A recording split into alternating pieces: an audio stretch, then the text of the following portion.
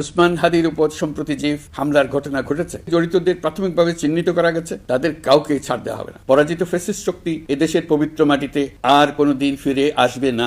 আপনাদের সামনে আজ উপস্থিত হয়েছি অত্যন্ত ব্যথিত হৃদয়ে। এই আনন্দের দিনে গভীর বেদনার সঙ্গে জানাচ্ছি, জুলাই অভ্যুত্থানের সম্মুখ যোদ্ধা, ইনকিলাব মঞ্চের মুখপাত্র শরীফ ওসমান হাদির উপর সম্প্রতি যে হামলার ঘটনা ঘটেছে, তা শুধু একজন ব্যক্তির উপর আঘাত নয়, এটি বাংলাদেশের অস্তিত্বের উপর আঘাত, আমাদের গণতান্ত্রিক পথ চলার উপরে আঘাত। শরীফ ওসমান হাদি বর্তমানে সংকটাপন্ন অবস্থায় চিকিৎসাধীন। তার চিকিৎসা ও নিরাপত্তা নিশ্চিত করতে সরকার প্রয়োজনীয় সব ব্যবস্থা গ্রহণ করেছে। ইতিমধ্যে উন্নত চিকিৎসার জন্য তাকে সিঙ্গাপুরে পাঠানো হয়েছে। আপনারা তার জন্য মহান আল্লাহ তাআলার কাছে অন্তরের অন্তঃস্থল থেকে দোয়া করুন। সরকার এই ঘটনাকে অত্যন্ত গুরুত্বের সঙ্গে দেখছে। ঘটনার সঙ্গে জড়িতদের প্রাথমিকভাবে চিহ্নিত করা গেছে। আমি দেশবাসীকে আশ্বস্ত করতে চাই, যারা এই ষড়যন্ত্রে জড়িত, তারা যেখানেই থাকুক না কেন, তাদের কাউকে ছাড় দেওয়া হবে না। আমি পরিষ্কারভাবে বলতে চাই, পরাজিত শক্তি ফ্যাসিস্ট টেররিস্টদের এই অপচেষ্টা সম্পূর্ণভাবে ব্যর্থ করে দেওয়া হবে। ভয় দেখিয়ে, সন্ত্রাস ঘটিয়ে বা রক্ত ঝরিয়ে এদেশের গণতান্ত্রিক অগ্রযাত্রা কেউ থামাতে পারবে না। আপনাদের প্রতি আহ্বান জানাই, সংযম বজায় রাখুন, অপপ্রচার বা গুজবে কান দেবেন না। ফ্যাসিস্ট টেররিস্টরা যারা অস্থিরতার সৃষ্টি করতে চায়, আমরা অবশ্যই ঐক্যবদ্ধ হয়ে তাদের মোকাবেলা করব। তাদের ফাঁদে পা দেব না। পরাজিত ফ্যাসিস্ট শক্তি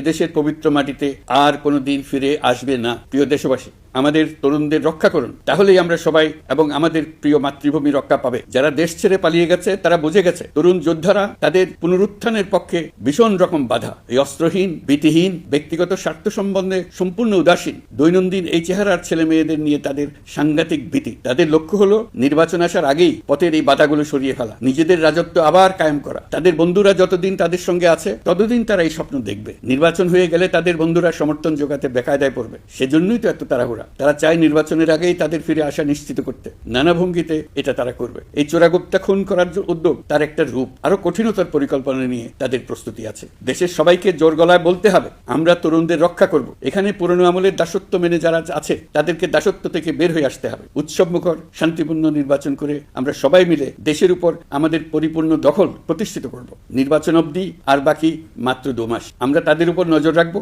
এবং বাকি দিনের প্রতিটি দিন উৎসবমুখর করে রাখবো। যেহেতু আমাদের কিশোর কিশোরী, তরুণ তরুণীদের মনে কোনো ভয় ডর নেই, তাই তারা নির্বাচনের আগের 2 মাসের প্রতিটি মুহূর্তকে উৎসবমুখর করে রাখবে। সব রকমের হিংসা, কোন্দল থেকে দেশকে বাঁচিয়ে রাখবে।